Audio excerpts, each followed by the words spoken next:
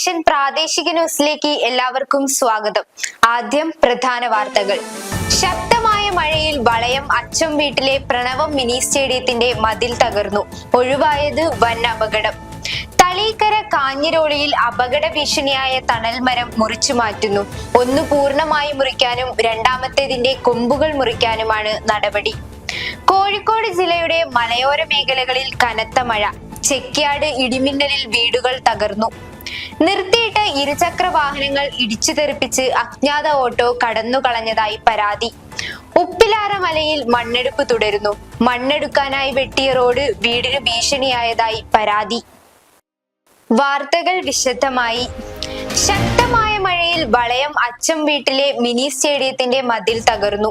അച്ചം വീട്ടിലെ പ്രണവം മിനി സ്റ്റേഡിയത്തിന്റെ ചുറ്റുമതിലാണ് തിങ്കളാഴ്ച വൈകിട്ട് പെയ്ത ശക്തമായ മഴയിൽ തകർന്നു വീണത്. തൊട്ടടുത്ത വീട്ടുപറമ്പിലേക്കാണ് മതിൽ പതിച്ചത്.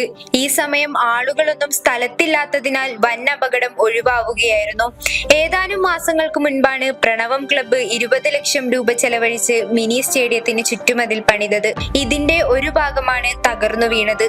ഇതിനു സമീപത്ത് 4ഓളം വീടുകളും സ്ഥിതി ചെയ്യുന്നുണ്ട്. മതിൽ തകരുന്ന സമയത്ത് കുട്ടികളൊന്നും ഗ്രൗണ്ടിലില്ലാത്തതിനാൽ വൻ അപകടം ഒഴിവായി. വയനാട് റോഡിൽ തളീക്കര കാഞ്ഞിരോളിയിൽ അപകട ഭീഷണിയായ തണൽ മരം ഒടുവിൽ മുറിച്ചു മാറ്റി തുടങ്ങി.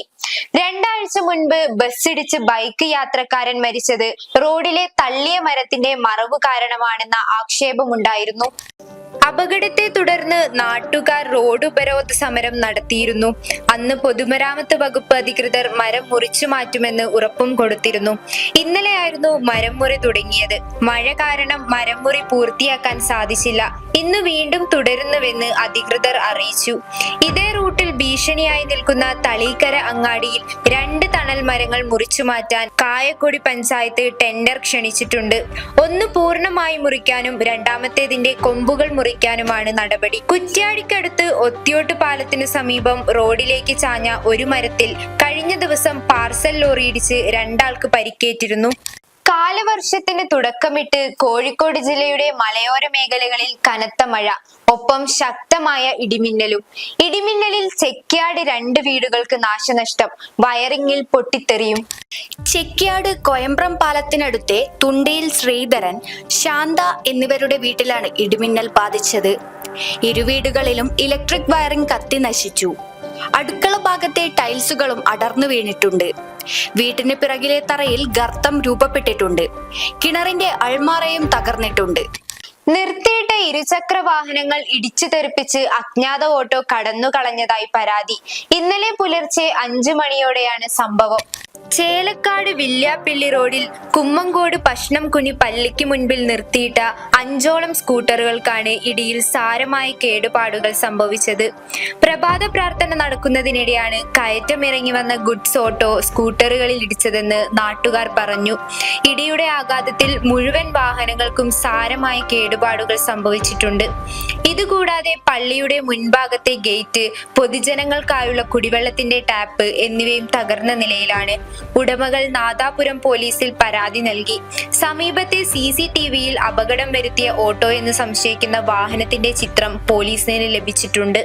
ചെമ്മരത്തൂർ ഉപ്പിലാറ മലയിൽ മണ്ണെടുപ്പ് തുടരുന്നത് പ്രദേശവാസികൾക്ക് ദിനം തോറും ഭീഷണിയാകുന്നു. മണ്ണെടുക്കാനായി വെട്ടിയ റോഡ് വീടിന് ഭീഷണിയായതായി പരാതി. രാമത്ത് മീത്തൽ മുജീബ് പണിതുകൊണ്ടിരിക്കുന്ന വീടാണ് അപകട ഭീഷണിയിലായത്. വീടിനോട് ചേർന്നാണ് ഉപ്പിലാറ മലയിലേക്ക് റോഡ് വെട്ടിയത്. ഇതോടെ വീട് നിർമ്മാണം അവതാളത്തിലായി.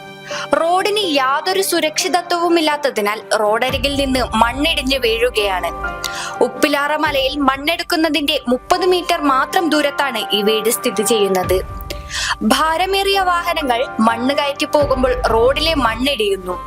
വീട് പണിയുന്നതിന് വേണ്ടി ഇറക്കിയ മെറ്റലും പൂഴിയും മണ്ണിനടിയിലായി. മഴ പെയ്തതോടെ മണ്ണും ചെളിയും വീട്ടിലേക്ക് എത്തുകയാണ്. മണ്ണെടുക്കുന്നവർ ദേശീയപാത നിർമ്മാണം എന്ന പേര് പറഞ്ഞ് വായടപ്പിക്കുകയാണ്. ദേശീയപാതയുടെ പേരിൽ ഇതുപോലുള്ള സംഭവങ്ങളോട് മുഖം തിരിച്ചു നിൽക്കുകയാണ് അധികാരികൾ.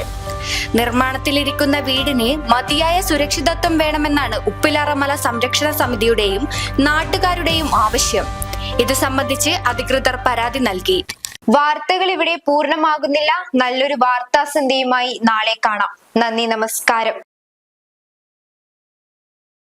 ഇനി മുതൽ ഹാപ്പിയിൽ നിന്നും ഹോൾസെയിൽ വിലയിൽ ഹാപ്പിയായി പർച്ചേസ് ചെയ്യാം. Happy wedding Kallachi. ഫോൺ 9526 477 466.